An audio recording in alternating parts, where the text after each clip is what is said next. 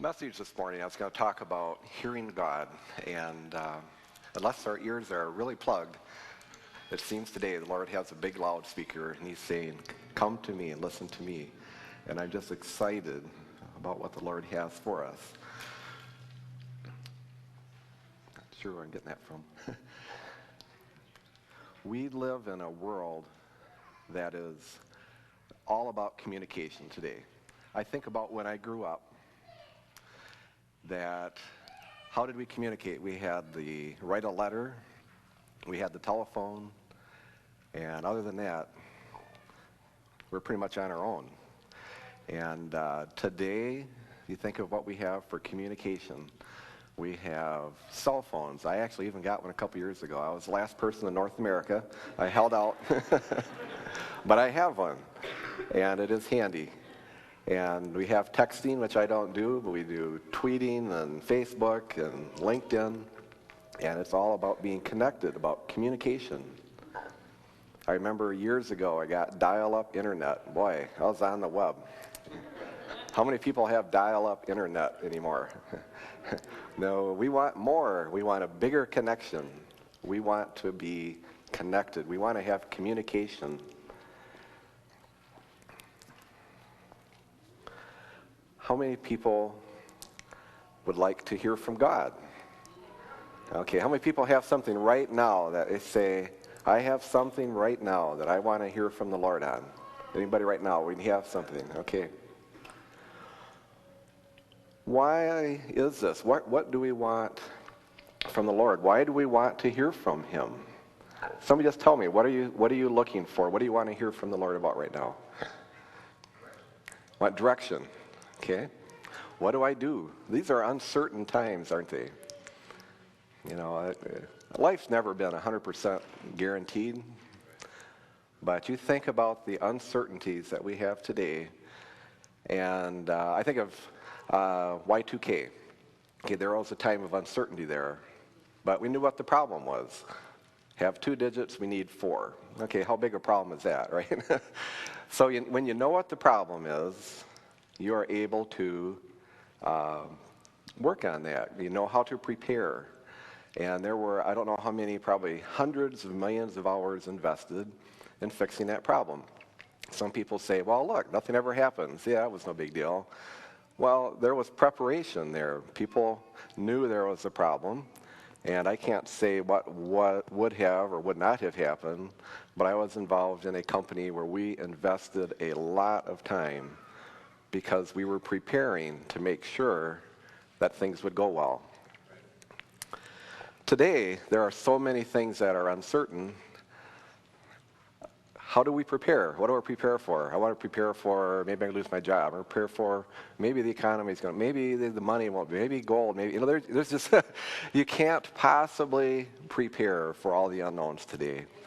And so that's why I want to challenge each one of us. I want to challenge myself that how do we prepare is we prepare by being able to hear God. That's what we are going to, if anything that you have in your life right now that you're thinking about, I want to prepare for, I'm worried about, I'm concerned for, don't even think about it until you say, I am prepared that I know I can hear the Lord. And do that first, and then take a look at some other things. That's what I'm going to challenge us, and that's what the Lord has just been speaking and shouting today, is come to me. Okay. First of all, when we want to listen to God, I want you to be 100% sure that He wants to speak to us. If we're not so sure, it's kind of hard to run after that. We are designed to be in fellowship with God. That's when God created Adam, and you go back into Genesis, and He said, let's make him in our image. You know, the Lord had created all of the animals. He created the vast universe, but the Lord wanted to create humans in His image, in His likeness, so that He could communicate with us and have fellowship with us. Adam walked with God. I mean, talk about the fellowship that he had at that time, the communication and the connection that he had. When you read in Genesis, and it talks about the Lord bringing animals to Adam. I mean, here, Adam, what do you think of this thing? Wow, you know. And he's looking at, and the Lord is physically bringing animals, and they're talking, and he's saying, well, I think I want to call it this. Oh, good, that's a cool name. Here's the next one. There is a relationship with God, and that's the way that we were designed, we were intended to be in that intimate relationship with God. Now, Adam was sent out of the garden, but God still spoke to Adam.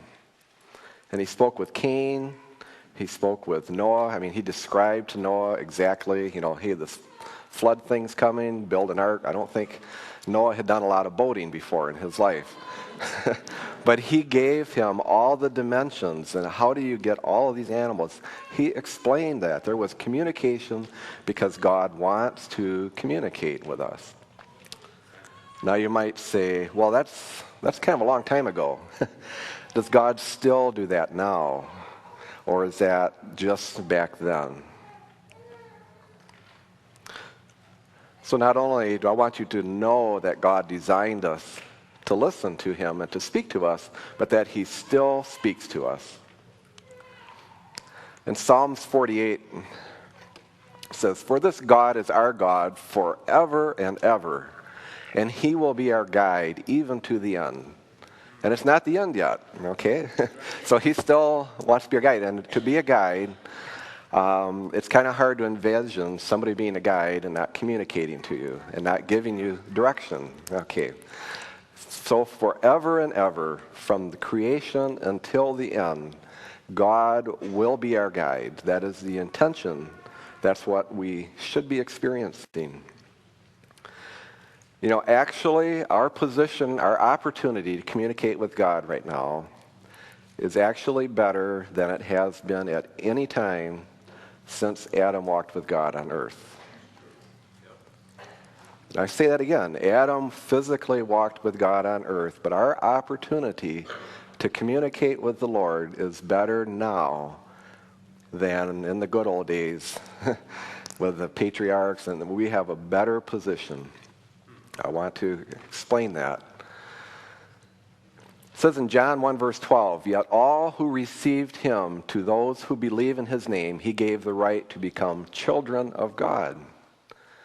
And Ephesians 2, "For through him, through Jesus, we both, Jews and Gentiles, have access to the Father by one Spirit." We are children. How many of you here now are here with your mom and dads? Let's see your kids, okay? You're here with your mom and dad here, okay? Did your mom or dad talk to you today? Anybody here, their parents haven't talked to them yet today? Right? Okay. We have this relationship. We are children. God is the Father. And that's what parents do with their children. They talk. They have a relationship. We have communion. We communicate. And we are a dwelling in which God lives by his Spirit, Ephesians 2, verse 22. I want to talk a little bit about the Spirit, the key.